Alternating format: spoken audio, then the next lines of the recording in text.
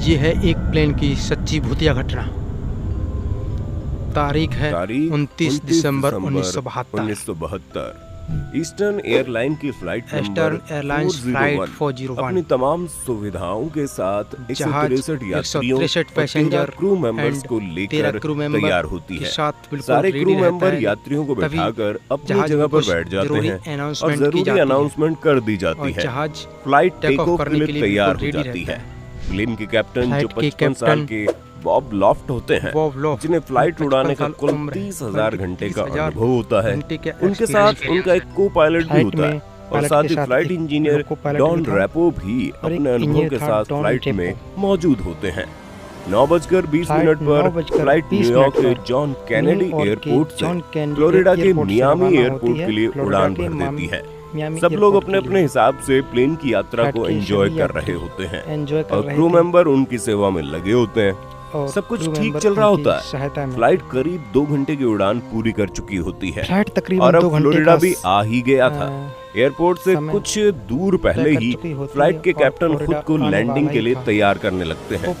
Flight में landing के लिए जरूरी अनाउंसमेंट होने लगती है, लेकिन किसे पता था कि प्लेन जब जमीन से टकरा रहा था तो उसकी स्पीड करीब 350 किलोमीटर प्रति घंटे थी, जिस वजह से जहाज के परखच्चे उड़ गए, जिसमें कुल 101 लोगों की जान चली गई और 75 लोगों को जिंदा बचा लिया गया। जहाज का मलबा एयरपोर्ट से करीब 30 किलोमीटर दूर जाकर मिला। अब आपको लग रहा होगा कि इसमें भूत तो आया ही नहीं। तो दोस्तों, अभी ये कहानी खत्म नहीं हुई है, बल्कि एक तरीके से यहीं से तो शुरू होती है। हुआ कुछ यूं कि इस फ्लाइट के बाद में एक और ईस्टर्न एयरलाइन फ्लाइट ट्राइस्टार 318 भी न्यूयॉर्क से मियामी के लिए उड़ान भरती है। उड़ान भरने के बाद फ्लाइट की होस्टेज मैरी सारे यात्रियों की सुविधा का ध्यान रखते हुए फूड स्टोर की तरफ जाने लगती है, लेकिन उसने ओवन से कुछ निकालने के लिए जैसे अपना हाथ बढ़ाया तो उसके सामने एक डरावनी सी शक्ल थी जिसकी आंख हिल रही थी। ये देख के मैरी चिल्लाना चाहती थी, लेकिन उसकी आवाज ही नहीं निकल पा रही थी।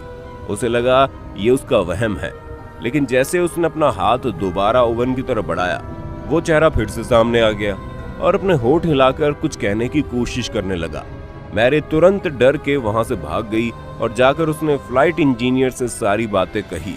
इंजीनियर को तो पहले ये बात मजाक लगी, लेकिन जब वो मैरी के साथ फूड स्टोर तक गया तो उसने भी वहां वही देखा जो मैरी बोल रही थी, एक डरावना चेहरा जो कुछ कहने की कोशिश कर रहा था। इस बार उस चेहरे से आवाज आ रही थी और वो ये चेतावनी दे रहा था कि कुछ ही देर में इस फ्लाइट में आग लग जाएगी। इतना कहते ही वो चेहरा वहां से गायब हो गया।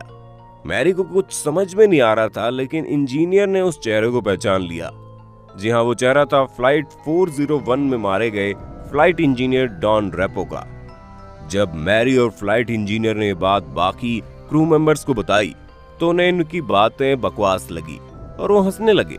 लेकिन उसके तुरंत बाद फ्लाइट के कैप्टन को लगा इंजन ठीक से काम नहीं कर रहा है, इसलिए वो फ्लाइट को मैक्सिको से मोड़ के वापस न्यूयॉर्क की तरफ ले गया, जहां फ्लाइट लैंड करवाने के लिए सभी पैसेंजर्स को एयरपोर्ट पर वेट करने के लिए कहा गया।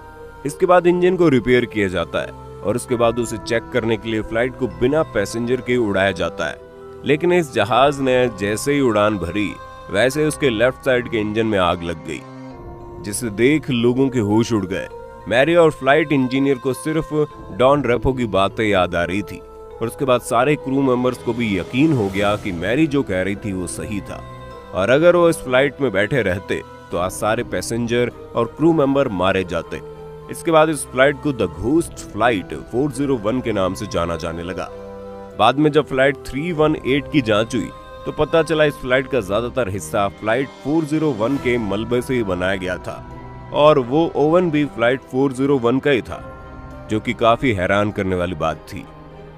खैर, अब जो भी हो, एक तरह से उस भूत की वजह से उतने लोग फ्लाइट क्रैश में फिर से मरने से बच गए।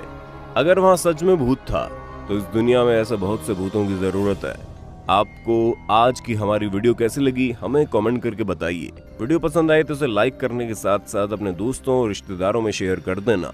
अगर आप ये वीडियो YouTube पर देख रहे हैं तो चैनल को सब्सक्राइब करके बेल आइकन दबा दें।